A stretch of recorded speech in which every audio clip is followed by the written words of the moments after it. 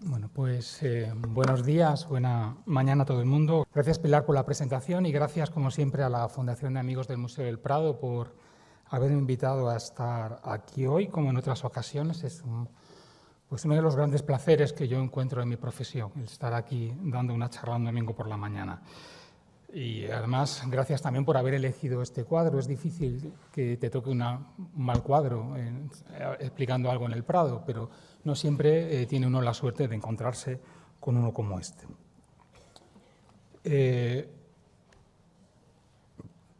Y digo eso de la suerte porque para mí este es un retrato que arrebata. Y voy a explicar esto. La primera acepción que da el Diccionario de la Lengua es quitar algo con violencia y fuerza para arrebatar. Quizás sea un poco demasiado. Pero la segunda es, y leo, atraer con fuerza algo como la vista o la atención. Y la tercera es sacar de sí, conmover poderosamente, excitando alguna pasión o afecto. Y para mí este retrato hace lo que la segunda y la tercera acepción del verbo dicen. Hay muchos retratos así, con frecuencia, y este es uno de los casos. El arrebato tiene que ver con la potencia cultural, con la fuerza del personaje retratado. Y por eso les he puesto esta otra imagen, porque a mí me parece que este otro retrato también arrebata. Es una fotografía que hizo el fotógrafo Paco Gómez de Carmen Laforet en algún bar, en algún momento de los años 50, fumando. Hay notables diferencias. Una es un autorretrato, otra es una fotografía tomada por un tercero, una es una pintura minuciosamente construida y pensada, la otra es una captación de un instante fugaz y efímero. Pero para mí, y utilizo la posición subjetiva en esto, ambas son imágenes que arrebatan. Arrebatan porque tienen la capacidad de llevar con fuerza nuestra atención, nuestra vista hacia esos personajes, como decía el diccionario. Podríamos decir que eso sucede por la intensidad con la que Durero nos mira o por la forma, por el desparpajo con el que Laforet sujeta el cigarro mientras está mirando algo o posiblemente a alguien que está fuera de plano. Esto es verdad, pero nos retienen en el arrebato, me retienen a mí en el arrebato, porque son retratos que enfatizan notablemente la construcción de identidad. Nos preguntamos quiénes son estos personajes más allá de su nombre que conocemos. Nos preguntamos por la identidad de estas personas, pero también por la identidad de una generación y de un tiempo que vemos en las dos imágenes. Nosotros sabemos quiénes son los retratados, Durero y Carmen Laforet. Ellos también sabían quiénes eran, pero sobre todo sabían, y esto se ve en las imágenes, quiénes querían ser. Y nosotros reconocemos esa voluntad de saber quiénes querían ser en la potencia cultural, como decía antes, y en la manera de reflejar el espíritu de un tiempo. Tenemos a la escritora que agarra un cigarrillo como si fuera un pasaporte al existencialismo y tenemos al pintor que nos mira a los ojos diciendo yo he estado en Italia y he vuelto a Nuremberg para dar nacimiento nada menos que a una nueva era de la pintura en Alemania y en Europa. Bueno, ante estas dos imágenes quiero recordar a un historiador norteamericano de origen alemán, Joseph Leo Kerner, que es el autor de un texto monumental sobre los autorretratos de Durero y sobre todo sobre el autorretrato de Múnich de 1500, del que hablaremos luego. Se llama The Moment of Self-Portraiture in German Renaissance Art, publicado en el año 93. Kerner arrancaba el prefacio de su libro diciendo que los autorretratos de Durero eran prefacios en sí mismos. Esas pinturas eran como el prólogo de una novela. Un prólogo, un prefacio en el que, según Kerner, Durero anunciaba y proyectaba estas cosas: una idea de arte, un régimen de visualidad, una historia de la recepción y nada menos que una época de la historia. En esta hora más o menos en la que vamos a estar juntos hoy, les quiero hablar sobre todo de la idea de arte que hay detrás de este autorretrato, pero también de cómo esa idea de arte puede conectarse con una época de la historia, como decía Kerner, cómo puede conectarse con las distintas barbaries del mundo en el que vivimos. Este autorretrato es un óleo sobre tabla que mide 52 por 41 centímetros, es decir, es una representación ligeramente inferior al tamaño del natural. En él vemos un autorretrato de Durero girado en 3/4, mirando al espectador, vestido con unas ropas que no solo son vistosas, sino un poco extravagantes también. Tiene al fondo una ventana por la que se adivina el paisaje. Está, como nos han dicho, firmado y fechado, está presente el monograma con la AD, pero también el nombre de Alberto Durero. Tiene una inscripción que traducida al castellano quiere decir 1498, lo pinté según mi figura, tenía 26 años, Albrecht Dürer, Alberto Durero. Aquí está el retrato de Durero como artista, pero también como ciudadano. Pero más allá de eso, también está representada la aventura que supuso la construcción de las ideas modernas de arte y de artista. Es una aventura intelectual que para Durero justificaba el orgullo de pionero que vemos en este retrato. Pero también se trataba incluso de una aventura física, como enseñan las montañas al fondo, las montañas que separaban física y conceptualmente a Alemania de Italia, las que él tuvo que atravesar para ir y volver con la buena nueva. Este peso histórico que les acabo de contar puede conmover frente al retrato.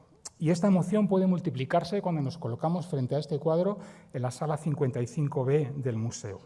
Tenemos delante de nosotros en esa sala a Durero mirándonos a los ojos y diciéndonos: oye, que si tú estás en el Museo del Prado y que si el Museo del Prado es el Museo del Prado y la pintura del Renacimiento es la pintura del Renacimiento, en parte, en gran parte, es por mí.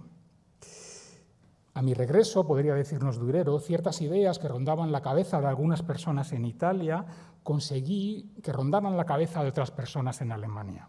Y conseguí que esa idea que había en Italia sobre qué era la pintura y qué era ser pintor se convirtiera en una idea continental y no solamente italiana, en un anhelo continental, podríamos decir.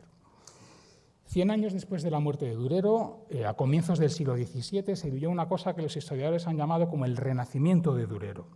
Un momento en el que se convirtió al pintor en Alemania, a comienzos del siglo XVII, en una especie de santo laico, cuyas obras eran vistas como reliquias. Y así se vivió, por ejemplo, el traslado de la fiesta del Rosario desde Venecia a Praga en 1606, como la llegada de una reliquia religiosa. Nos saltamos toda la Edad Moderna en la que sigue ese proceso, pero en 1804 se hablaba de Durero en Alemania como el Führer de Alemania, el conductor de Alemania. Y luego veremos que esa palabra de 1804 tiene resonancias en el siglo XX. En 1815 se creó una festividad anual en Nuremberg dedicada a Durero. Y en 1840 se erigió en Nuremberg la primera estatua pública jamás creada en honor de un artista, de un pintor. Como les decía, sin ese salto continental que supuso la adopción en Alemania de la idea de artista que estaban haciendo como una idea de vanguardia en Italia en aquel momento, igual no tendríamos ahora el Museo del Prado e igual no estaríamos aquí esta mañana.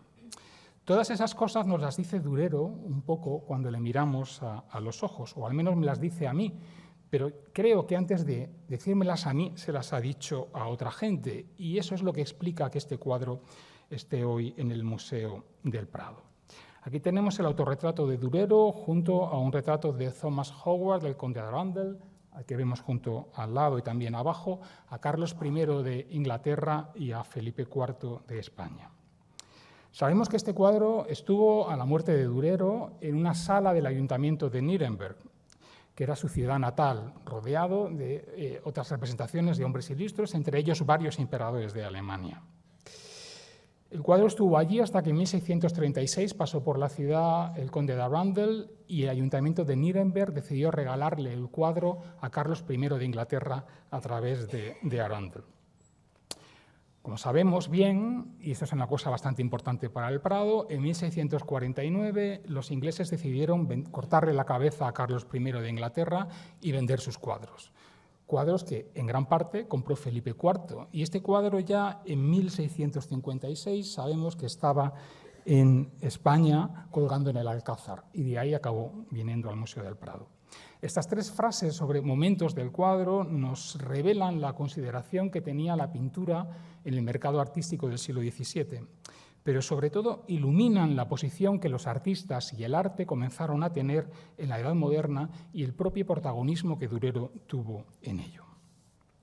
El autorretrato de Durero llegó al ayuntamiento formando parte de un díptico junto a otro retrato ejecutado por Durero en el que representaba a su padre, y es el que vemos aquí enfrentado en imagen en una copia antigua de comienzos del siglo XVI, que es la que se conserva y la que estuvo en Nuremberg. En algún momento ese original de Durero fue sustituido por una copia, en algún momento del siglo XVI fue sustituido por una copia.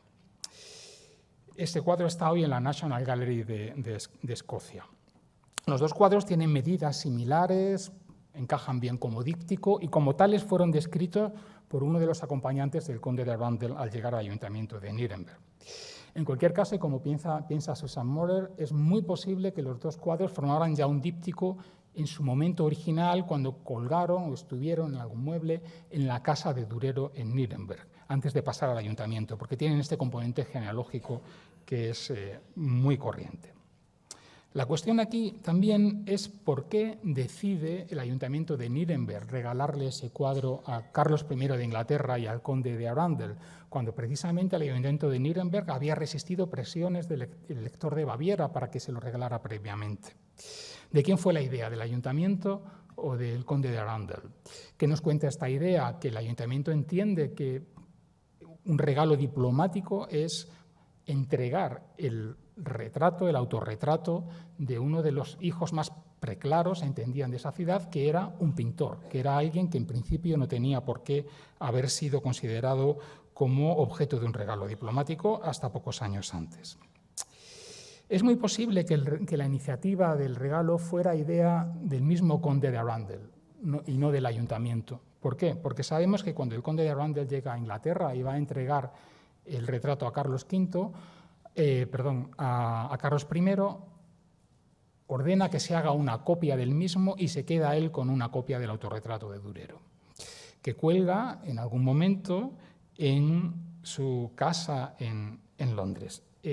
Esa imagen que colgaba en su casa en Londres, que era una copia del que tenemos aquí en el Prado, esa copia se ha perdido, pero sí se conserva una estampa grabada por Holla en 1647, en la que se nos dice, y tenemos la inscripción resaltada, que está sobre el retrato de Durero, que estaba en la colección de Arundel, en la colección arundeliana, junto a otras muchas obras que Arundel grabó, y entre ellas ese retrato de Enrique VIII.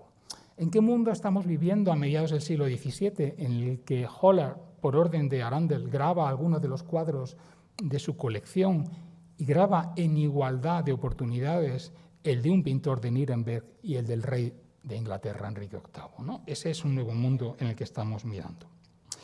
Otra pregunta que a mí también me parece relevante para entender qué posición tiene todo esto es ¿qué hizo que Felipe IV superara la repugnancia que le tenía que provocar que decapitasen a otro rey para aprovechar y comprar sus cuadros, ¿no? O sea, olvidarse de dónde venían esos cuadros para traerlos a Madrid, ¿no? Eso también nos explica un poco el mundo en el que estamos viviendo, entre otras cosas, por Durero.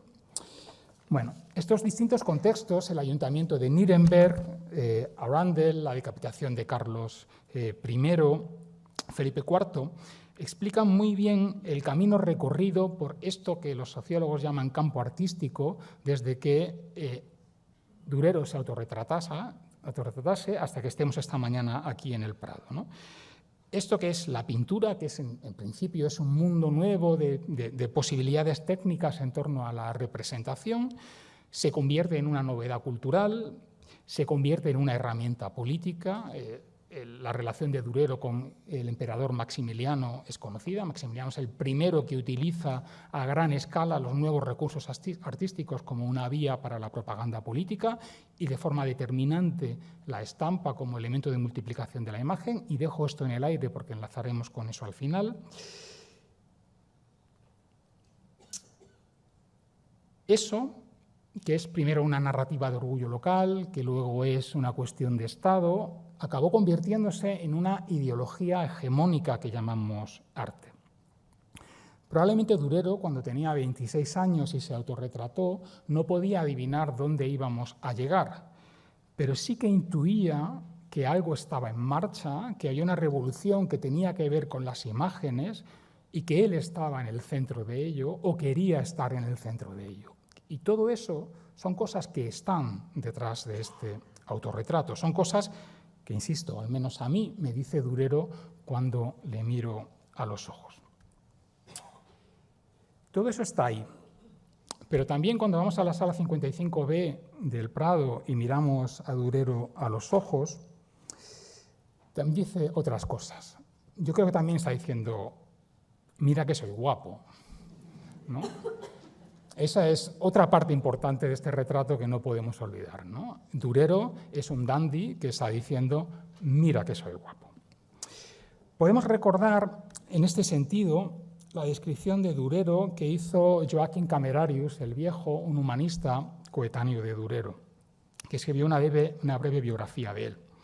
En esa biografía decía, a quien no pudieran ver una imagen, decía, tenía una cabeza despierta, ojos brillantes, una nariz fina y poderosa. Su cuello era un poco demasiado largo, su pecho amplio, su cuerpo delgado, sus muslos nervudos, sus piernas vigorosas. Y ahora viene lo importante. Sus dedos eran tan bien formados que nunca pudieron haberse visto otros más hermosos. Pero había tal música y encanto en su modo de expresarse que sus oyentes no podían sino entristecerse cuando dejaba de hablar. Bueno, todos esos son tópicos de la descripción del mundo clásico que vienen. Las manos del pintor, que es un elemento fundamental en este autorretrato, en el resto de autorretratos de Durero y en la mayor parte de autorretratos de pintores, si alguno veremos. Esta pintura era visible en Nuremberg y Camerarius pudo verla. No sabemos qué papel jugó esta pintura en la descripción, pero podemos jugar nosotros a pensar que Camerarius escribió estas palabras no tanto con Durero delante, sino incluso con la pintura. Esta relación que aventuramos aquí sí es más clara y es más segura en otro caso. En 1577, Karel van Mander, pintor y biógrafo de los artistas del norte, vio esta pintura cuando todavía colgaba en el ayuntamiento de Nuremberg y la describió contando cómo Durero se había retratado a sí mismo, y cito, con una bella cabellera flotante, admirablemente detallada y en la que se mezclaban algunos cabellos de oro trazados con gran destreza. Esto lo decía a comienzos del siglo XVII, cuando algunas de las cosas que había visto en Nuremberg varias décadas antes se le desvanecían y, por ejemplo, no recordaba muy bien la fecha, la edad que decía Durero haber tenido en el cuadro, pero sí se acordaba de dos cosas. Una, que este cuadro estaba entre retratos de emperadores. Para van Mander, pintor, era importante que Durero estuviera en Nuremberg entre retratos de emperadores.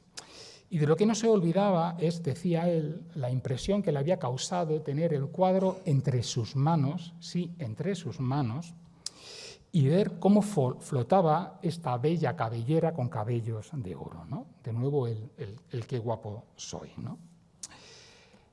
Aquí tenemos este autorretrato del Prado de 1498, junto, inmediatamente a su lado, el autorretrato que hoy está en el Louvre, de 1493, 5 años antes, Durero con 21 años, y el autorretrato que está en la Alte Pinakothek de Múnich, que realizó en 1500.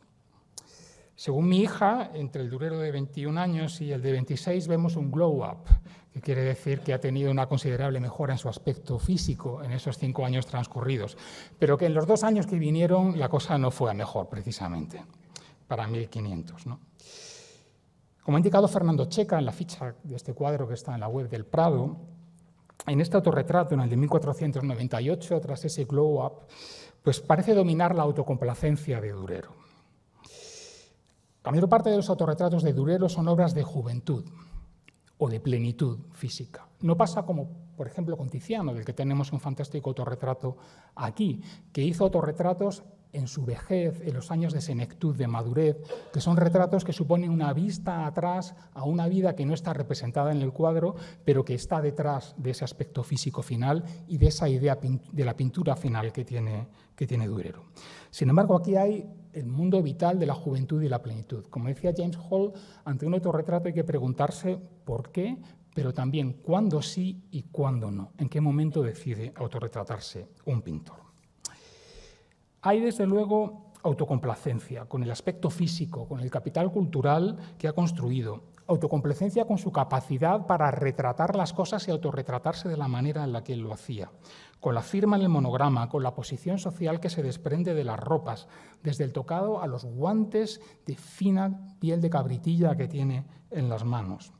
Autocomplacencia en la barba. No era frecuente la barba en Nuremberg en aquel momento, y el dandy lo sabía, y sus amigos en las cartas que le escriben y conservamos le hacían bromas sobre esa barba y probablemente él disfrutaba.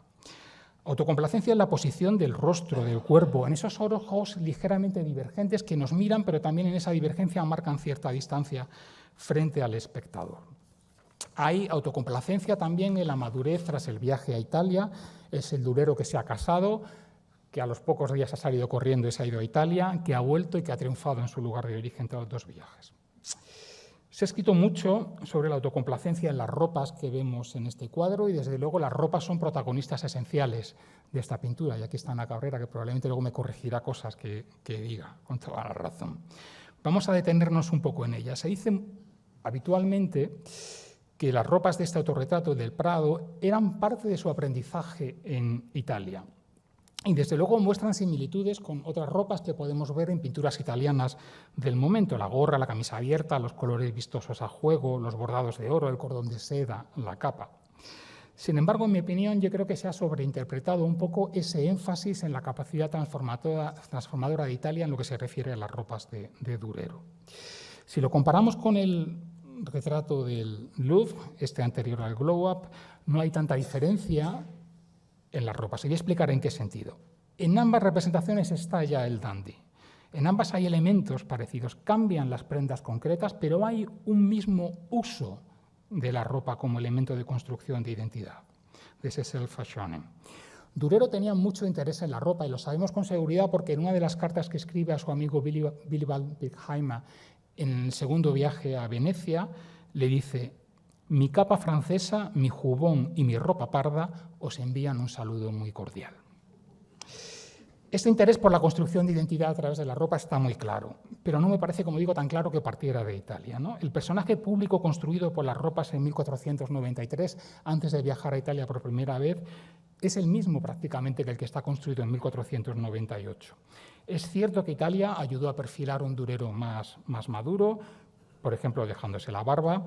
Italia formó a Durero, pero no lo cambió en este sentido. Le sirvió para tener ropas más ricas, para ver dónde estaba la moda en Italia en ese momento, para incorporar también la ventana en la composición, pero el giro en 3/4 que hay en las dos figuras es un giro a la flamenca. Y el dandy, con más o menos medios, es como el giro en 3/4, el mismo en las dos pinturas.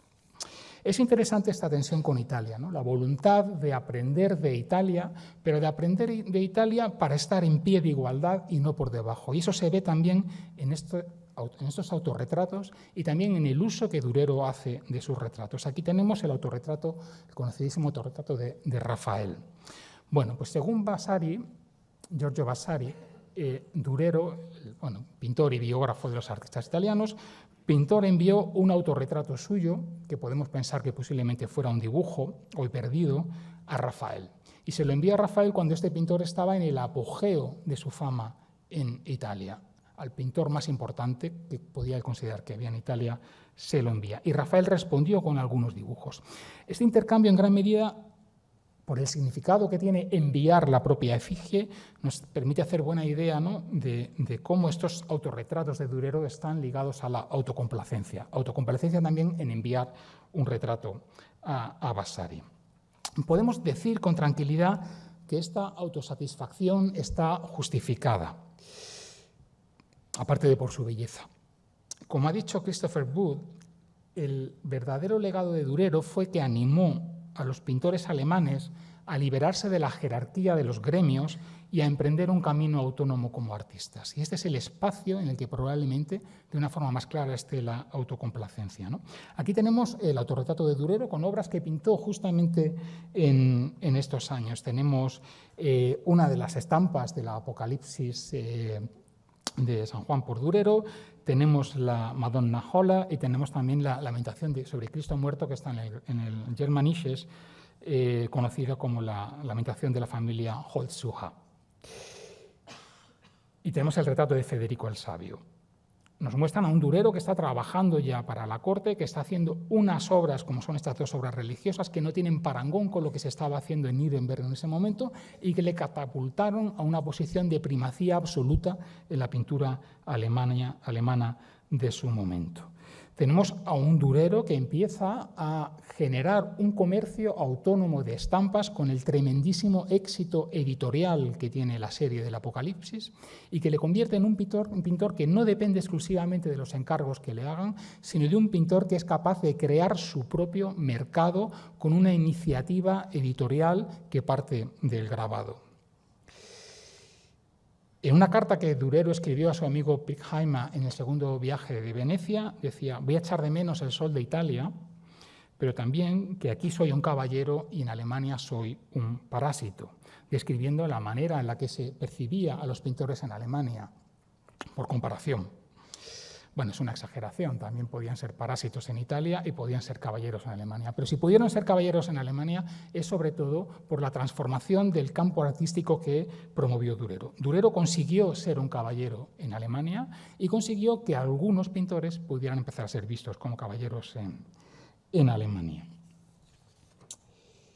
Como decía antes, la estampa es fundamental porque permite esa autonomía absoluta, ¿no? Durero, cuando emprende esta obra, él era quien decidía qué dibujaba, qué grababa y qué vendía. Y estas estampas se vendieron como rosquillas.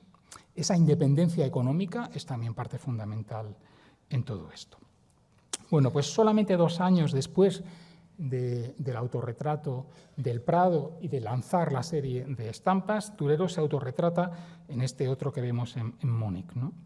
El poder de esa doble representación del aspecto físico del pintor y de una cierta idea de la pintura que había en 1498, aquí se multiplica exponencialmente, ¿no? Como se ha señalado, está el personaje casi divino que vemos en 1500, está ya un poco ahí, está el pelo largo, está la barba.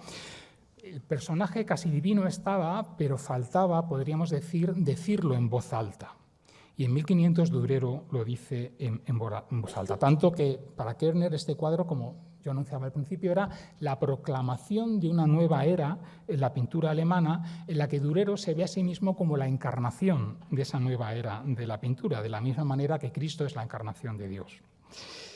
Es interesante que es una imagen que parece que está construida en una visión simple frontal frente al espejo, y ahora hablaremos de los espejos, pero sin embargo es una imagen absolutamente construida, tan construida que esta pose la convierte en una imagen ambigua que sería primariamente leída por sus coetáneos en términos religiosos. Es una santa faz, es Cristo.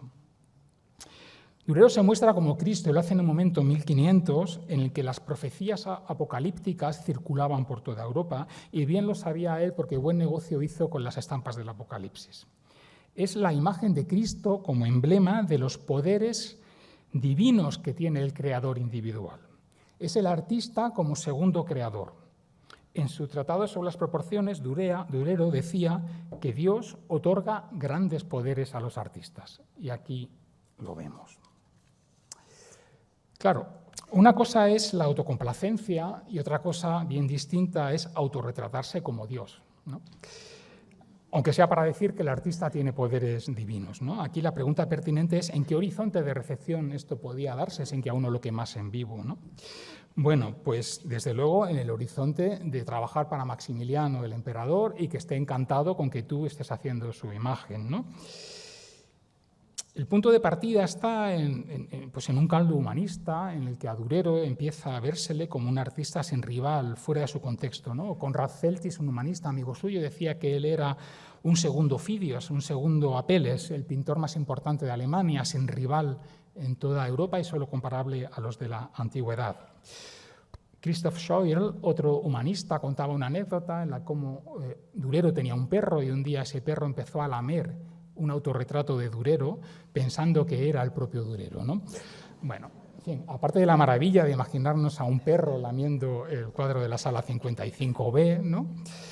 Aparte de esa pequeña maravilla, aquí lo que tenemos es la remisión a una anécdota clásica sobre cómo Durero era tan buen pintor que engañaba a la realidad, y a quién más difícil de engañar que a tu propio perro que viene a lamerte, ¿no? Esto colocaba de nuevo a Durero en un espacio que solamente tenía comparación con el de los grandes pintores del mundo antiguo, con lo que el mundo antiguo significaba, ¿no? Schroel decía que había muchas pruebas del genio divino, con estas palabras lo decía de Durero. A su muerte de Durero, su amigo Pirkheimer compuso el epitafio que todavía creo que está hoy en Nuremberg, en su tumba. En latín y en castellano decía: a la memoria de Alberto Durero, todo lo que era mortal en Alberto Durero reposa bajo esta piedra, ¿no? Todo lo que era mortal. Luego enlazaremos con la mortalidad de Durero, pero lo que me interesa es que si lo que está bajo esta piedra es todo lo que era mortal, eso quiere decir que había una parte de Durero que era inmortal, ¿no? Y esto también no es poca cosa. Bueno, hago una pausa porque todo lo que era mortal en Durero nos va a permitir saltar a una cuestión importante. La mortalidad es el paso del tiempo. Vamos a ver el paso del tiempo a través de los autorretratos de Durero. Aquí tenemos el conjunto de los autorretratos independientes realizados por Durero en distintos momentos de su vida, desde los 12-13 años hasta los 51, hasta más o menos la edad que tengo yo. A los 18, 19, 21, 25, 30 y tantos.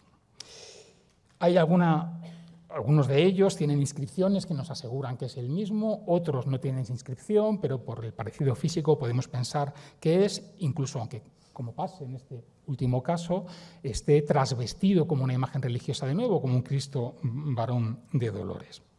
También tenemos este pequeño vídeo en el que podemos ver, como les decía, que aquí nos encontramos ante una secuencia vital. Es un pintor que va colocando fechas de los momentos en los que se autorretrata y va colocando inscripciones en las que deja registro de en qué momento de su vida, en qué circunstancias más allá de la fecha está este personaje. Esta secuencia es un conjunto extraordinario.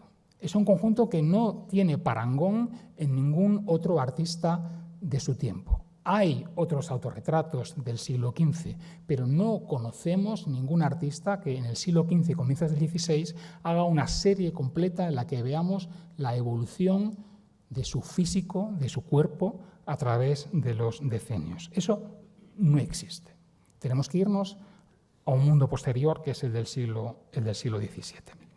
Y no solo tenemos estas imágenes, sino que tenemos también otros autorretratos que él dejó dentro de composiciones narrativas más amplias. Y aquí tenemos el recorte de algunos de los cuadros en los que aparece en la Santísima Trinidad, en el martirio de los 10.000 cristianos del Kunsthistorisches, en el retablo Jabach y en la fiesta del Rosario. Y aquí tenemos el recorte de las figuras de Durero, ¿no? Vemos a Durero junto a su amigo en el martirio, junto a su amigo el humanista Konrad Celtis, lo tenemos arriba a la derecha. Después tenemos a Durero en el retablo Jabach como un tamborilero de pelo largo y rubio y ropas un poco extravagantes, incluyendo el tocado. Tenemos en la adoración de la Trinidad y en la fiesta del Rosario a Durero ricamente vestido con abrigos de pieles o con cuellos de pieles, sujetando una cartela en la que aparece la firma, en la que aparece el identificado como pintor. Es interesante que lo mismo que están los cuadros firmados, que está el monograma con la AD, la presencia del autorretrato funcione también como una imagen de marca, como un trademark, para reconocer a partir de su propio aspecto como signo reconocible que el cuadro es suyo. Este conjunto de autorretratos tiene más importancia, más relevancia como proyecto de autoindagación personal si lo ponemos en su contexto, en lo que decíamos antes, en las fechas tan tempranas en las que nos estamos moviendo. Como indagación personal, pero también exploración en la nueva conciencia del artista. Los dos autorretratos independientes que con certeza conocemos que son anteriores al de Durero son estos dos de Leo Battista Alberti y de Jean Fouquet. El de Alberti, que es el que tenemos en la placa de bronce, está ejecutado a mediados de la década de 1430. Alberti es conocido como tratadista, como proyectista de arquitectura, artista en término amplio, pero sobre todo es un humanista que se hizo su nombre defendiendo la existencia de esa novedad que hoy llamamos campo artístico. Así labró su carrera y así labró su fama póstuma. Y su autorretrato Podemos decir que es un autorretrato de artista, pero yo tiendo a verlo más como el autorretrato de un humanista. Me parece que en ese sentido es menos antecedente directo.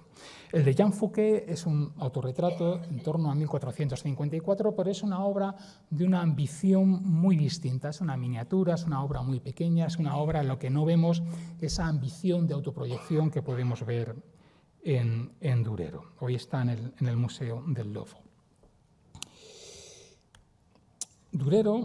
Alberti, en el autorretrato que hemos visto antes, tendría seguro en la cabeza, con seguridad, como referente, los autorretratos de Giotto, que alguno todavía se mantenía en algún fresco y sobre todo estaba en la memoria de los pintores, ¿no? Gracias a numerosísimas referencias literarias que circulaban en aquel momento, se sabía que Giotto se había autorretratado en varios momentos, de manera individual y dentro de obras narrativas. Siguiendo esa estela, en Italia, en los mismos años en los que Durero se autorretrataba de manera independiente, fueron muy frecuentes autorretratos en composiciones narrativas amplias. Aquí tenemos, hacia 1475, el autorretrato de Sandro Botticelli, La adoración de los magos, que está en los Uffizi.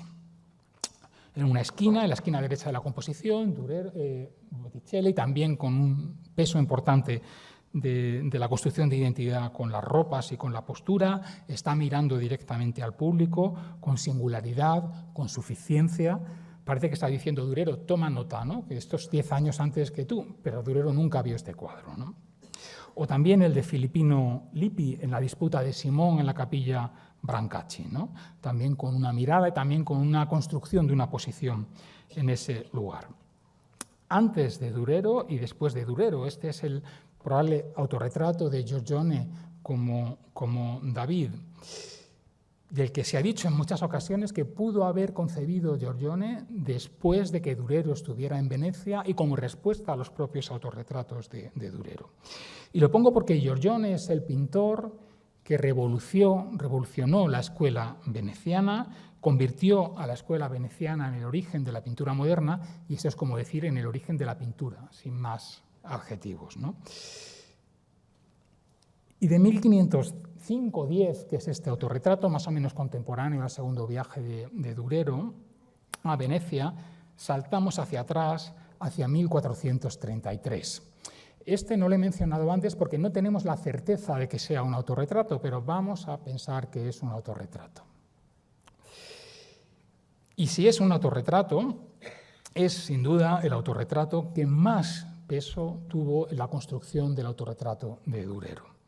Durero, que se crió en su taller de su padre, que era orfebre, su padre se había formado en Flandes y como dijo en su momento Erwin Panofsky, Durero se crió con su padre en la sombra de la memoria que su padre le contaba de Van Eyck y de Roger van der Weyden. Con lo cual, Van Eyck posiblemente es la persona que tenemos aquí y es posiblemente el que más peso tenga.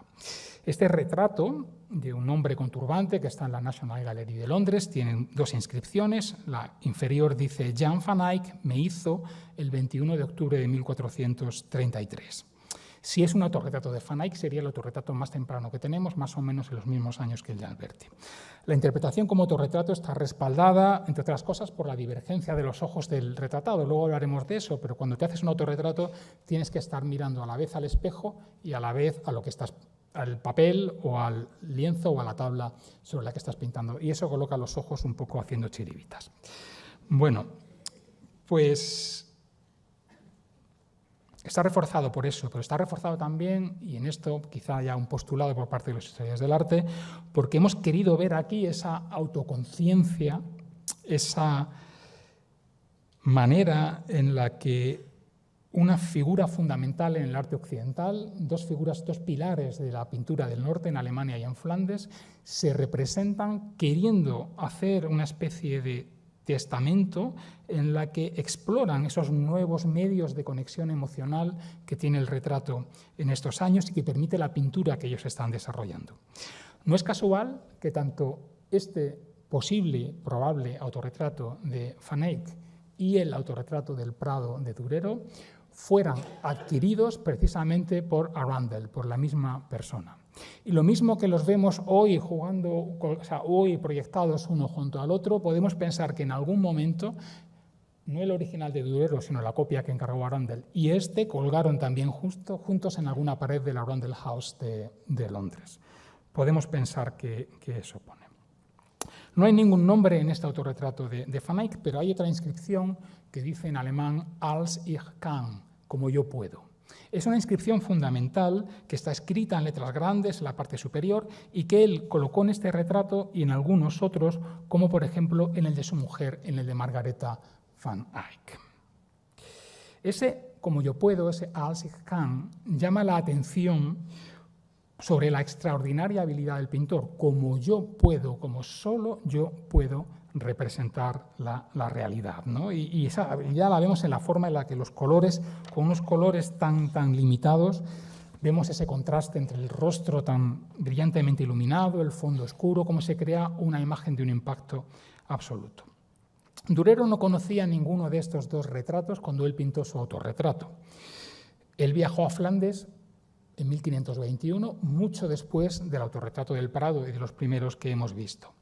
Pero con certeza vio al menos alguno de ellos. En su detalladísimo viaje a Flandes, él cuenta cómo visitó la capilla del gremio de los pintores de Brujas y contaba que allí había muy buenas cosas.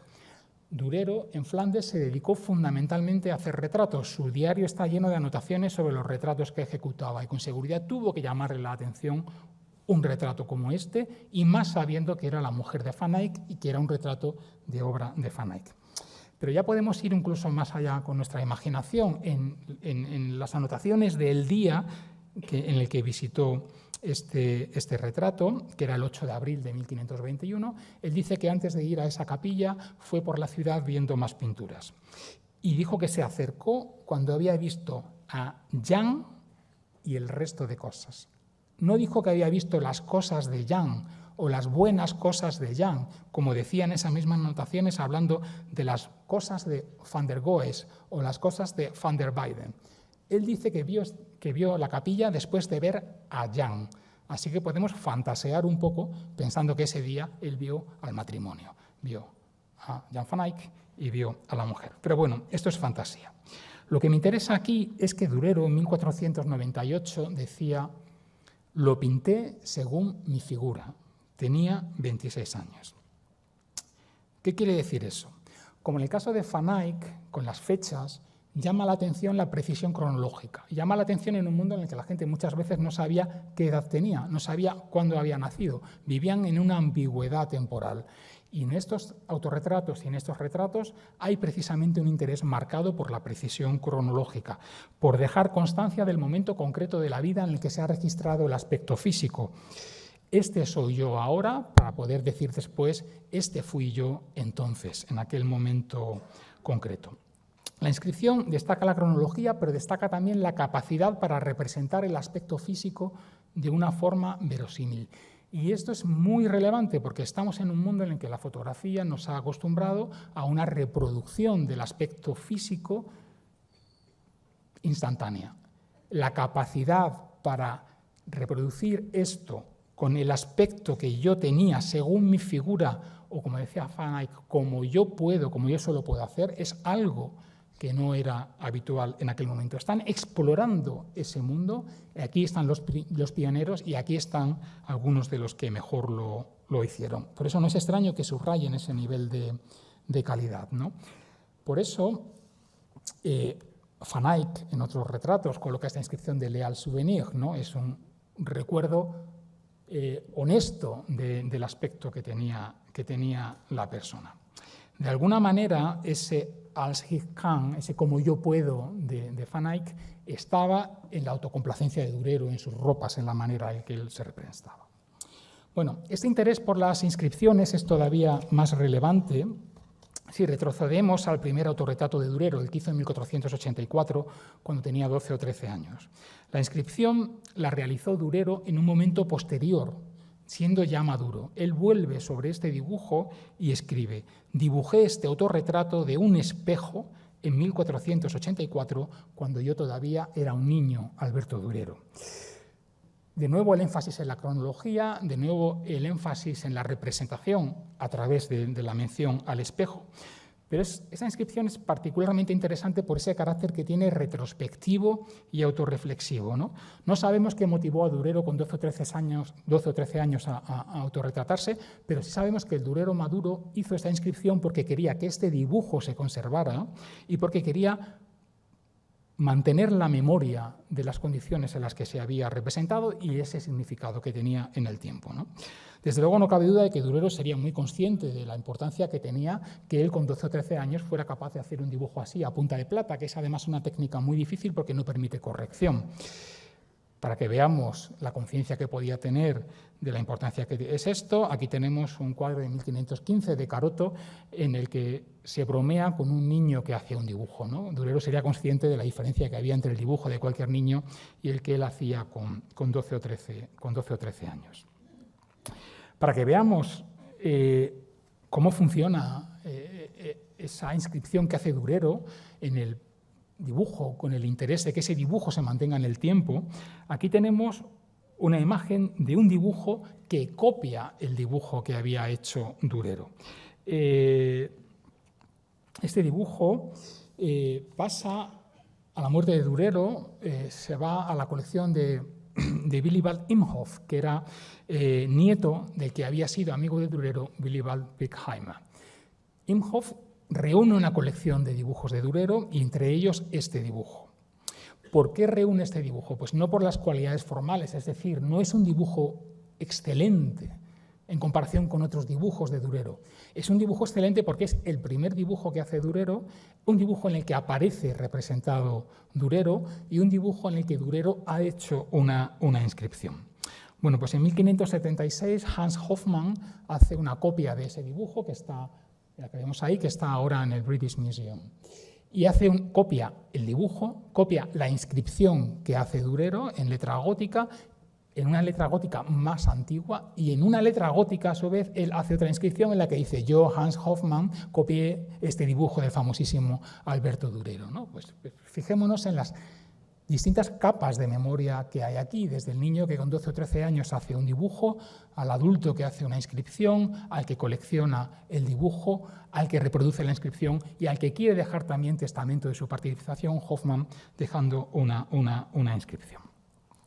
Hay otras inscripciones particularmente interesantes. En el dibujo de 1400, en el autorretrato de 1498, dice Durero, esta es más críptica, dice: las cosas me llevan como está establecido ahí arriba. ¿En qué contexto explicamos esto? Este cuadro se ha explicado desde Louis Réau como un cuadro de compromiso nupcial. Durero aparece sujetando un cardo, flor de la habitualmente identificada con la fidelidad masculina. En el año 1493 se prometió a Agnes Frey, a quien vemos dibujada por él mismo con una inscripción que dice «Mi Agnes». En 1494, año de la boda, se casa y a los pocos días se va a Venecia, tiene que interrumpir un viaje para volver a casarse. Sabemos que fue un matrimonio que funcionó bien en términos, podríamos decir, de empresa. Agnes se encargó de bastantes cosas que tenían que ver con la administración económica y también con la empresa de las estampas, pero por lo que conocemos, por muchas referencias al matrimonio que hizo Durero en su correspondencia y también por otras cartas de Pirkheimer, no fue un matrimonio feliz en ningún momento y en los últimos años fue bastante complicado. Es posible que no lo fuera desde el principio y esa inscripción con las cosas me llegan como está establecido ahí arriba probablemente venga de un Durero que está de viaje y que es obligado a casarse por sus padres, también porque para poder tener autonomía como pintor en el contexto del gremio, los pintores tenían que casarse, ¿no? Pues era parte de ese proceso. Pero bueno, de nuevo lo que tenemos aquí, independientemente de lo que podamos aventurar, es una inscripción en la que Durero está dejando registro de su aspecto físico, pero también del momento vital en el que está viviendo. Como nos ocurre en este otro dibujo, que es un dibujo muy funcional, es un dibujo que Durero hace para enviarle a un médico y en el que en la inscripción dice exactamente: ahí es donde me duele, donde está el círculo amarillo. No está mal, ¿verdad? Para mandárselo para mandárselo a un médico. Bueno, aquí lo tenemos junto a este autorretrato de Frida Kahlo del año 44, el conocido como la columna rota, ¿no? ¿Por qué lo pongo? Porque esto puede tener que ver y puede no tener que ver, pero esta imagen, la de Durero, nos habla también no solamente del lugar que tiene Durero en la historia del arte, sino del lugar que tiene Durero en la historia de las imágenes. Lo que para Durero era una obra mayoritariamente funcional, conecta con una tradición de las imágenes y de los autorretratos que llega hasta nuestros días.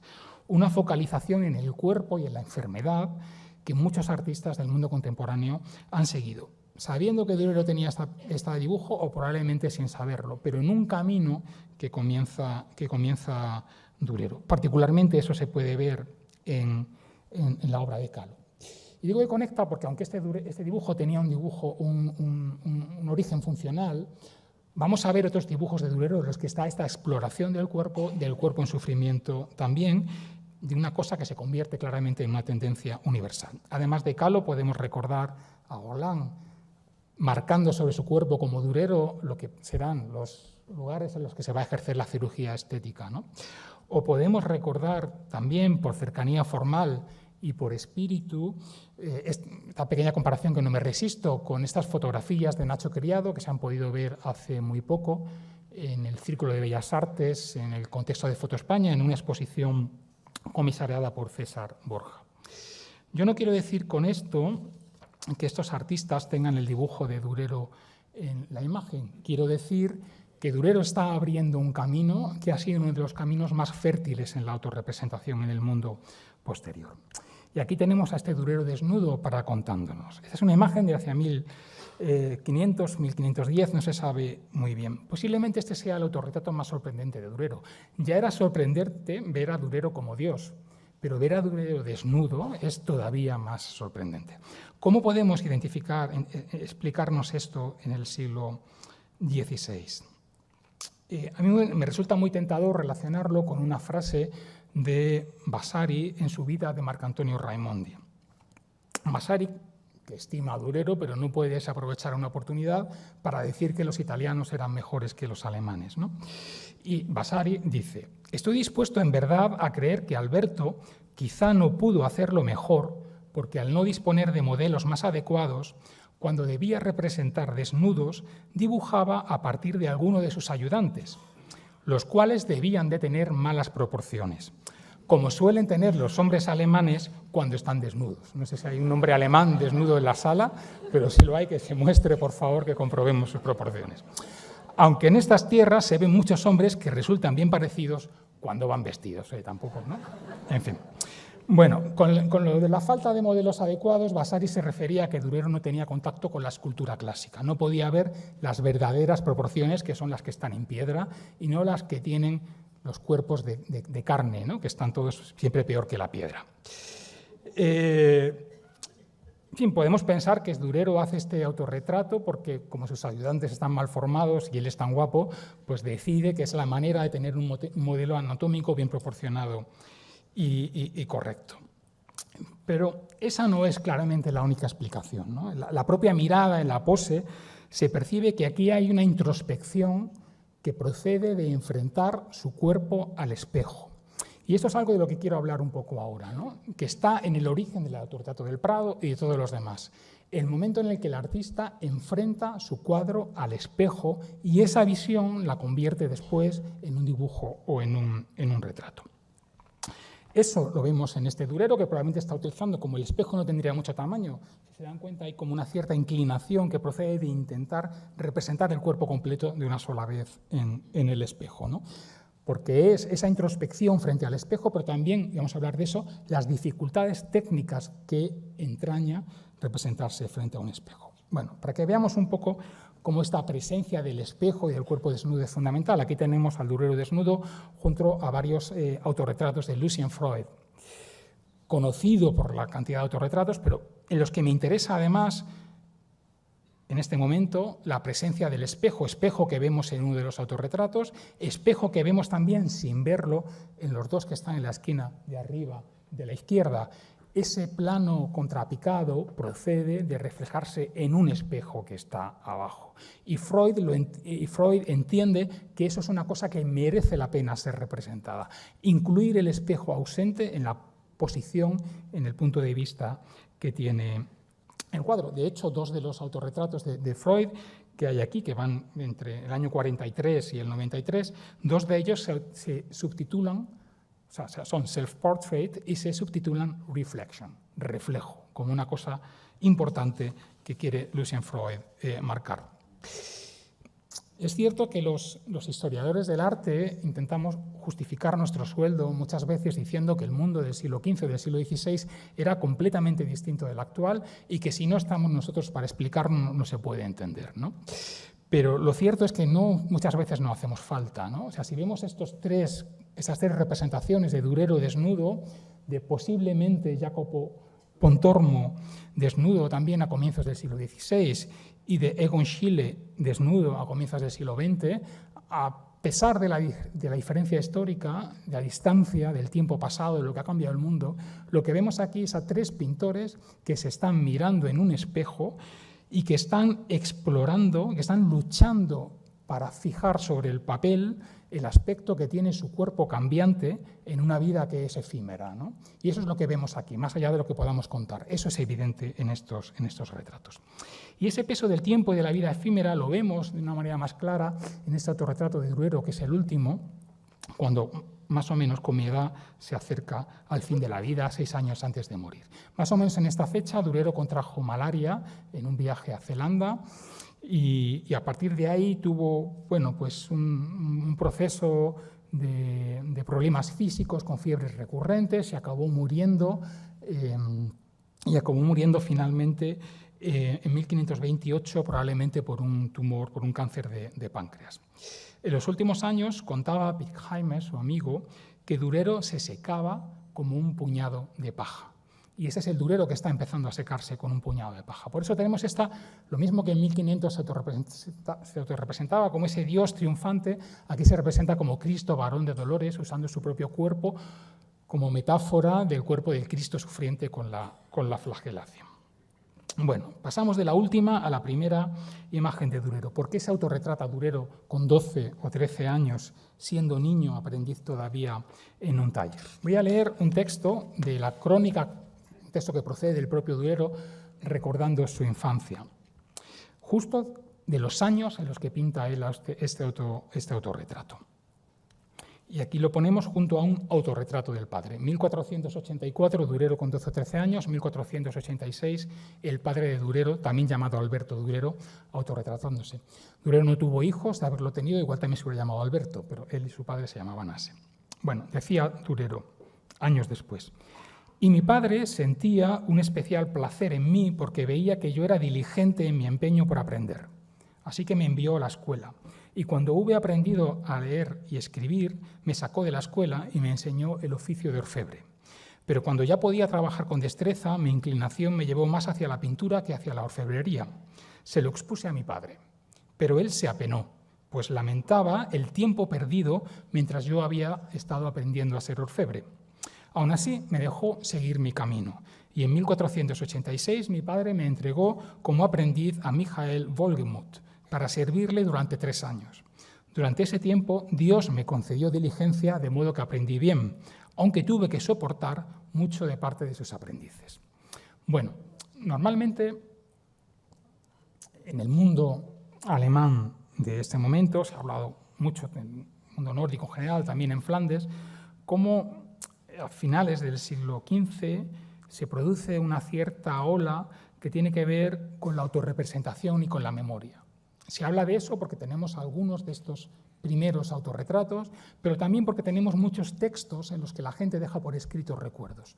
Diarios de viaje del Durero, una pequeña historia de la familia como la que escribe Durero, pero también se habla que incluso es un momento en el que el comercio se multiplica y con el comercio se multiplican las cuentas, la contabilidad, que no es sino un registro de números para la memoria.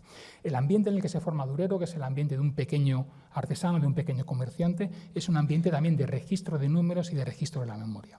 Con eso, ¿qué quiero decir? Que Durero, con 12 o 13 años, no es normal que alguien haga un autorretrato con esa calidad en aquel momento, pero tampoco es tan extraño, en un contexto en el que 2 años después tenemos un autorretrato del padre. Hay cierta discusión sobre si el autorretrato del padre es porque ha visto lo bien que se ha autorretratado el hijo y quiere seguir la estela, o si el hijo se retrata porque está en un contexto en el que el padre podía haber tenido otros autorretratos. También hay incluso quien dice que esto no es un autorretrato del padre, sino que es el propio Durero quien ha dibujado al padre, aunque eso parece ser más complicado. Lo interesante es que estos 2 autorretratos pivotan justo en el momento en el que Durero abandona el taller de su padre para dedicarse a ser pintor e irse al taller del padre, y que el del padre sea justamente el del año en el que el hijo se está yendo. Ese autorretrato lo reconocemos como un retrato en el que aparece el padre de Durero porque tiene una inscripción posterior en la que alguien años después dijo: este es un retrato del padre de Durero, ¿no?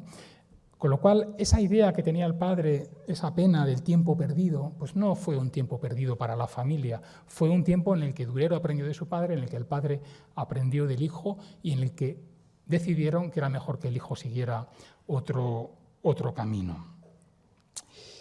Lo excepcional aquí no es que Durero se autorretratara con 12 o 13 años, que lo es. Lo excepcional, de verdad, es que Durero se autorretratara durante décadas. Es este proyecto, como decía antes, de autoindagación y de exploración que no se da en ningún momento, en ningún otro artista de este momento.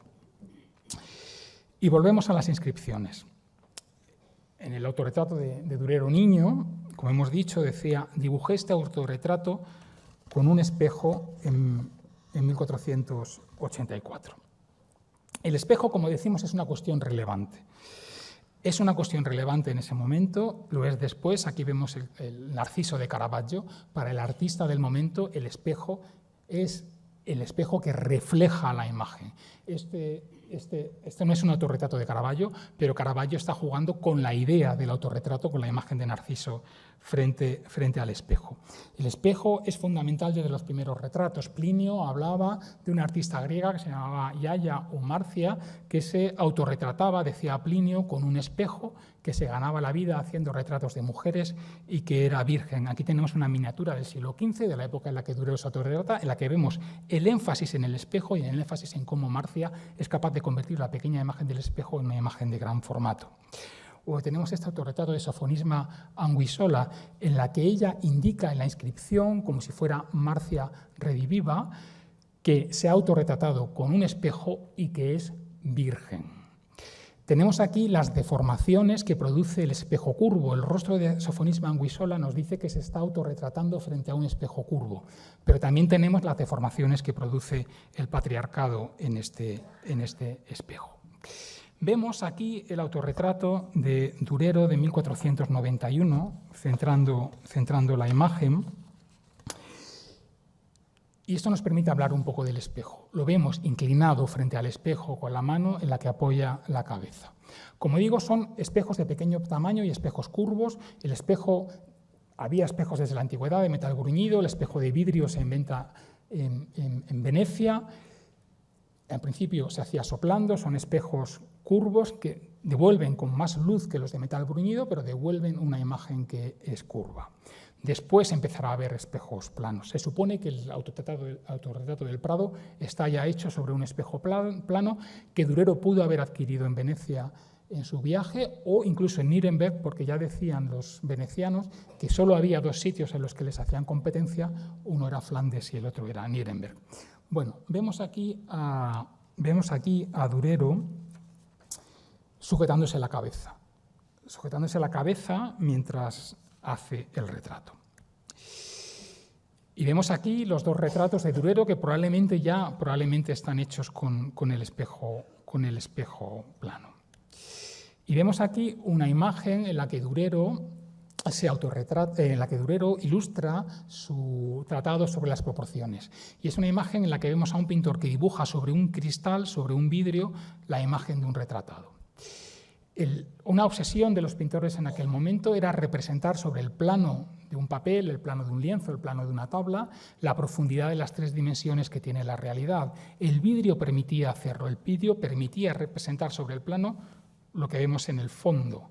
el espejo permitía representar sobre el plano lo que tenemos frente al espejo. Pero esto es una forma de ver cómo a Durero le preocupaba, le obsesionaba esta idea de la reflexión sobre el plano.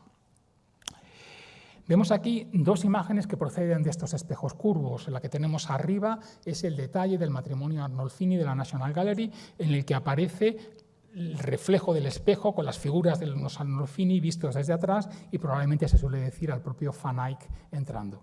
Este cuadro sabemos que estaba en España cuando Velázquez pinta Las Meninas. Y vemos también el autorretrato de Parmigianino a comienzos del siglo XVI con un espejo curvo en un momento en el que hay espejos de muchos tipos. Como decía antes, el Van Eyck estaba en Madrid, en el Alcázar, cuando Velázquez pinta Las Meninas. Aquí tenemos el retrato de los reyes en el espejo de Las Meninas. Un espejo probablemente realmente existente y colgado en el propio taller de Velázquez en el Alcázar de Madrid. Un espejo en el que Velázquez juega con Van Eyck con esta idea. Espejo curvo en el caso de Van Eyck, espejo plano en el caso de los reyes. Años después hay más acceso a los espejos planos, pero también es una manera de contar que los reyes se representan sobre un espejo plano y que Velázquez tiene un espejo plano en su taller. Insisto en esta importancia de los espejos y en la deformación que produce el espejo curvo. Parmigianino se autorrepresenta en un espejo curvo y se ha escrito con mucha razón que insiste en la deformación que produce la mano porque está queriendo contar la importancia que tiene la mano en el trabajo del pintor, ¿no? Aquí Parmigianino aprovecha como recurso esa deformación que produce, ¿no? Y aquí tienen un lateral en el que el propio soporte también tiene esta curvatura sobre el que pinta Parmigianino. Espejos tenía Caravaggio también. Aquí tenemos el autorretrato de Caravaggio como Baco y tenemos su Marta y María representándose en uno de los dos espejos que tenía Caravaggio. Este cuadro no es un autorretrato de Caravaggio, pero también es una reflexión de Caravaggio sobre el papel del espejo que tiene la representación y de la pintura como representación. Les decía que era importante la pose, ¿no? Igual que Caravaggio representaba sobre la representación, o sea, reflexiona sobre la representación, aquí Durero reflexiona sobre el trabajo, sobre la naturaleza que tiene la pintura en la representación. Como les decía antes, se ha llamado mucho la atención sobre cómo aquí no hay solo un retrato del aspecto físico de Durero con 21 años, sino de la lucha, del trabajo de Durero por representar ese aspecto físico. Ese Durero que está sujetándose la cabeza porque tiene que estar mirándose en el espejo y mirando al papel, con un ojo en cada sitio, pero además intentando que la cabeza no se le mueva porque si no pierde la postura con la que está dibujándose. Ese esfuerzo, ¿no? Como se ha dicho, no se puede mirar y posar al mismo tiempo, ¿no? Y aquí quiero citar a mi amigo Borja Franco, a Durero se le ve el plumero porque está posando y está mirando a la vez. Es una especie de borrador de esa lucha para los retratos posteriores, en lo que se ve todo con naturalidad, como si no existiera esa lucha. Eso es algo que ha preocupado, y lo vemos aquí con un gran retratista del siglo XVIII, con Joshua Reynolds, autorretratándose en el momento de fijar la vista durante un retrato, ¿no? Y aquí tenemos a Durero absorto en ese acto de la mirada del dibujo, y voy a leer este momento de cajas chinas para no perderme, ¿no?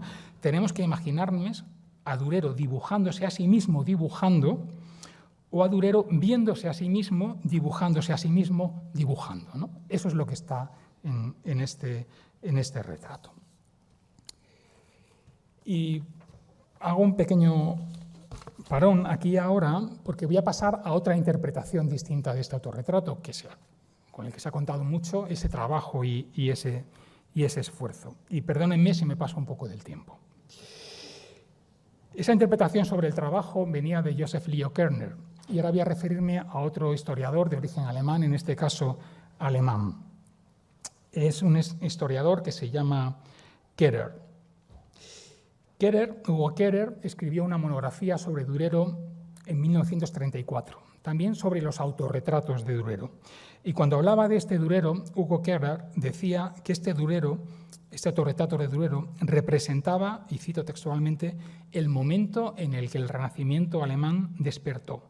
El momento en el que la modernidad, con su énfasis, esto ya es mío, el momento en el que la modernidad, con su énfasis en el individuo, llegó a Alemania, ¿no? Pues quizás convendría recordar que Hugo Käger escribió este libro en el año 34, pero en el año 33 él se había afiliado al partido nazi y en 1938 dedicó un libro al general Francisco Franco que estaba libertando España.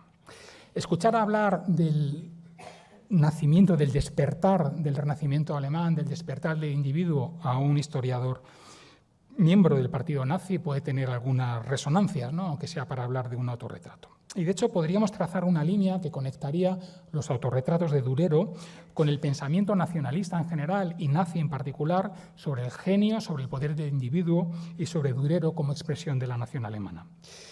Durero, con sus autorretratos, según se ha pensado, según pensaban ellos mismos en el siglo XIX y en el siglo XX, con sus autorretratos abrió paso a que la nación alemana naciera. Y la historiografía del arte, como todas las historiografías del arte que nacieron con los nacionalismos del siglo XIX, ha reflejado eso. Y volvemos a una frase que comentamos antes, lo que era mortal en Durero. Durero murió en 1528, en 1928, un artista alemán, Suitbert Lovisa, hace esta estampa que vemos aquí abajo, que se llama En la memoria de Alberto Durero, donde juega con la estampa conocidísima de Durero sobre el caballero, la muerte y el diablo.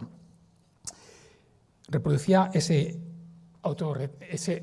autorretrato de 1500 y lo colocaba con las figuras del caballero, la muerte y el diablo. Durero va avanzando hacia el frente, ignorando al diablo, ignorando a las tentaciones con el caballero de la estampa. Loviser también era un miembro del partido nazi, se afilió un par de años después de hacer esta estampa y, bueno, un miembro recibió el Gran Premio del Estado en el año 35. Y aquí tenemos otro cuadro alemán de la época, tenemos a Hubert Latzinger con este cuadro que se llama El portador del estandarte. El portador del estandarte es Hitler trasvestido del caballero, la muerte y el diablo de Durero. Esta pintura tuvo un éxito tremendísimo en la Exposición Nacional de Bellas Artes de Alemania del año 37, el mismo año del bombardeo de Guernica. El alcalde de Nuremberg le regaló un original de la estampa de Durero a Hitler y le dijo que lo hacía porque Hitler era como el caballero sin miedo ni mancha que, como guía del nuevo imperio alemán, había devuelto la fama a la vieja ciudad imperial de Nuremberg. ¿Qué fama había devuelto? Pues la fama la había devuelto porque en Nuremberg se proclamaron las leyes raciales en el año 35 y porque los grandes mítines del partido nazi tenían lugar en Alemania. Bueno, como sabemos, ese camino llevó al Holocausto. Y como sabemos también, el Holocausto ha llevado al reciente genocidio en Gaza. Aquí tenemos una foto del año 24 tomada por un palestino, por Zafir Abayov, en la que aparecen soldados del ejército israelí, soldadas, porque eran mujeres todas, posando para un selfie frente a la devastación causada en Gaza. Podríamos pensar también en las fotos que los terroristas de Hamás del 7 de octubre se hicieron mientras perpetraban la matanza en Israel, que eran también selfies en mitad del horror. Nuremberg quedó arrasada por los bombardeos aliados en la Segunda Guerra Mundial y sobre todo Nuremberg es conocida hoy por los juicios que cerraron la guerra, ¿no? Esperemos que también pronto Gaza se conozca por lo que el Tribunal Penal Internacional tenga que decir sobre lo que allí ha pasado. Pongo esto porque esta imagen en la que lo que se está contando mediante un selfie es yo participé en la destrucción de Gaza, no está tan lejos ontológicamente del yo estuve en Italia de Durero. La distancia ética es abismal, pero la coincidencia está en el yo. Es cierto que Durero, con esos autorretratos, colocó el ego en el proceso de creación de la pintura moderna. Pero siendo esto cierto, es más llamativo, y lo es para mí, que los historiadores del arte hayamos creído en la idea de que la idea moderna del arte es lo que ha dado lugar al yo individual contemporáneo. Esa idea del nazi Kehrer de que los autorretratos de Durero fueron responsables de que los alemanes se apercibiesen de su yo individual, casi dando un paso hacia el Übermensch de Nietzsche, está ahí. Pero también está la idea de los románticos franceses liberales, de los revolucionarios románticos también, sobre cómo el poder del arte servía para la liberación de los individuos, ¿no? Que el arte es el paso previo hacia lo que podríamos llamar una hipostasia del individuo. Bueno, tras esta intensidad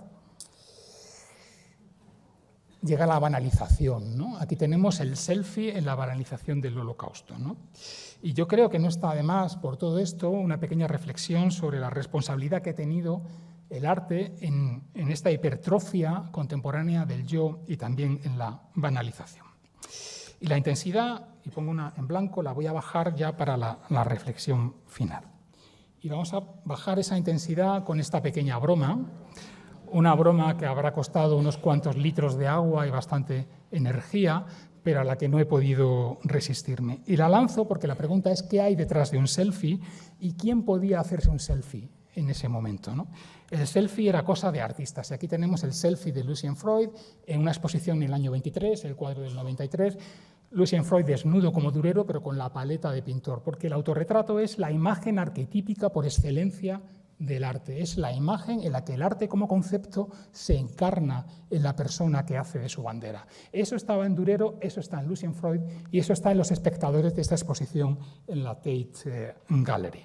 Eso estaba en la galería de autorretratos que tenían los Medici en los Uffizi y que se convertía en una cadena genealógica en la que la expresión del yo particular de cada uno de estos pintores entraba en un colectivo que tenía sus héroes, sus mitos y la cadena que llega hasta nuestros días.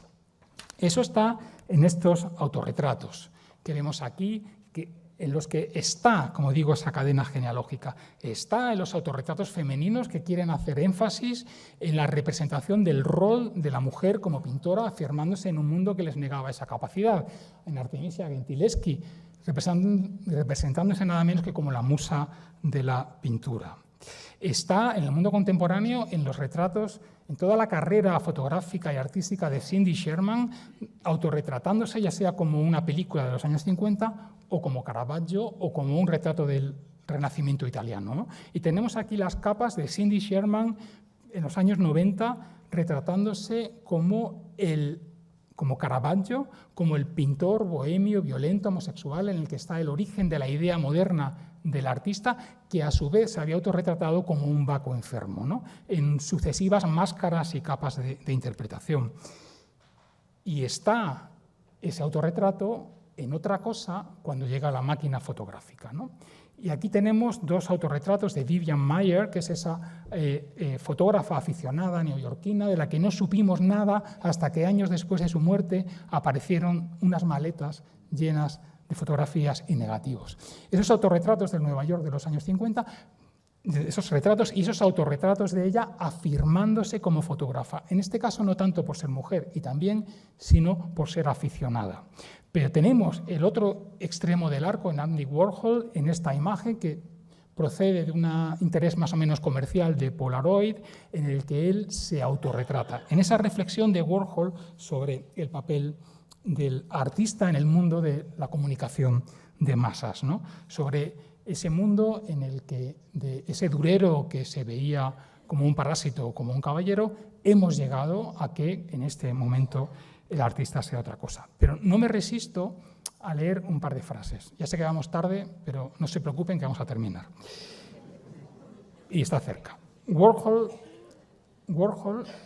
en conexión, este retrato se ha puesto en ocasiones en conexión con un escrito de Warhol. Dice Warhol, bueno, y apunto, seguimos con la importancia que tiene el espejo en todo esto. Dice Warhol, día tras día me miro en el espejo y sigo viendo algo. Un grano nuevo. Empapo una bola de algodón Johnson & Johnson en alcohol desinfectante Johnson & Johnson y froto la bola de algodón contra el grano. Y mientras el alcohol se está secando, no pienso en nada.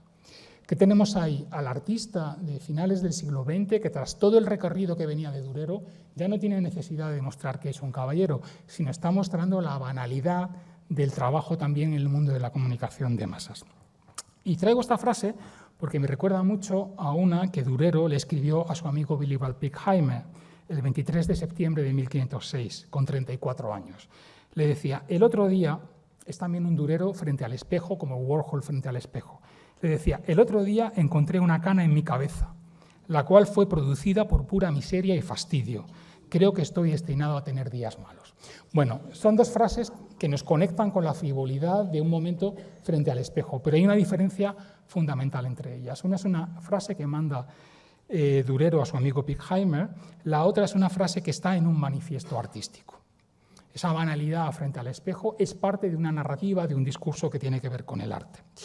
¿Y dónde nos lleva eso? ¿En qué marco coloca el arte a todo esto y los museos? Aquí tenemos una aplicación que tiene Google para móviles, que se llama Google Culture and Arts, que tiene unas secciones que se llaman Selfie Art, en la que podemos relacionar nuestro selfie con un autorretrato de algún artista o en la que podemos trasvestir nuestro selfie con el de algún estilo de pintura. ¿Qué tenemos aquí? Pues la necesidad de... O sea, si Warhol estaba popularizando o jugando a la tensión del nuevo papel del artista en el mundo de la comunicación de masas, tenemos en el otro lado del extremo también a las masas queriendo legitimar su autorretrato gracias al arte. Este marco de pensamiento que conecta el mundo artístico, la identidad de los museos, tiene también aquí otro ángulo de reflexión. El Prado es uno de los pocos museos del mundo que no permite hacer fotografías. Los Uffizi se acaban de unir a ese club que probablemente va a seguir creciendo. Era difícil escapar a este asunto porque el cuadro de Durero es un autorretrato, es un selfie. Es un selfie colgando en las paredes del Prado de un museo que no permite hacer selfie. No lo permite porque no quiere una banalización de la experiencia de la pintura, no quiere que la gente se dedique a hacer fotos en lugar de a mirar los cuadros, quiere favorecer una contemplación pausada. Y siendo eso así, y esta es la última imagen, yo no he podido evitar hacer furtivamente esta foto.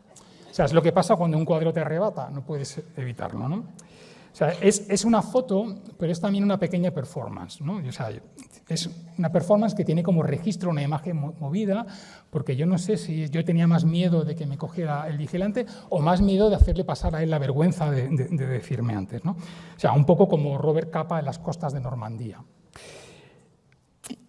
Pero traigo esta foto por una broma y por una reflexión. La broma es que va a venir el vigilante a echarme y así ya nos vamos. La reflexión tiene que ver con las preguntas que le hacíamos antes a Durero cuando le mirábamos a los ojos. Antes hablábamos con Durero de los orígenes de las ideas modernas de arte y de artista y de individuo y también sobre el papel del espejo en el proceso de representación de la realidad. Ahora con este Durero borroso, con este Durero que está movido, le podemos preguntar también por el lugar actual de esas ideas y por cuáles son los espejos de nuestro tiempo. Decíamos que el museo era la representación visible de la hegemonía que la idea de arte tiene desde hace 200 años. Podríamos decir que esa idea de arte es uno de los pocos pilares del proyecto moderno, del nacido en la Ilustración, que sigue siendo compartido por todos los extremos del mundo en desintegración en el que vivimos. Pero ¿en qué condiciones sigue siendo compartido, ¿no? Y esa es mi reflexión aquí. Hace casi 69 años del estreno y de la exhibición en Cannes de un pequeño documental de Alain Resnais que se llamaba Nuit et Brouillard, la noche y la niebla, en alemán Nacht und Nebel. Hace, pues si son 70 años de eso, 80 y tantos años del decreto Nacht und Nebel que hizo el contraalmirante Keitel, en el que promovía la desaparición en la noche y en la niebla para que no hubiera registro de todos los opositores. En esos años se nos ha perdido el recuerdo de la Segunda Guerra Mundial y el recuerdo del Holocausto ha acabado convirtiéndose en una excusa para seguir cometiendo atrocidades. En esos años se nos ha perdido la nitidez del óleo de Van Eyck o del óleo de Durero en un contexto en el que hemos cambiado las deformaciones del espejo curvo por una inteligencia artificial que produce un mundo inundado de imágenes en la que no sabemos dónde está la verdad y dónde está la mentira. Es un mundo en el que la nitidez digital esconde la mayor de las nieblas y la mayor de las noches, de la nuit et brouillard. Pero es un mundo en el que esperamos que la madera de esta tabla pues, se mantenga un poco más todavía a flote. Y con esto termino. Gracias.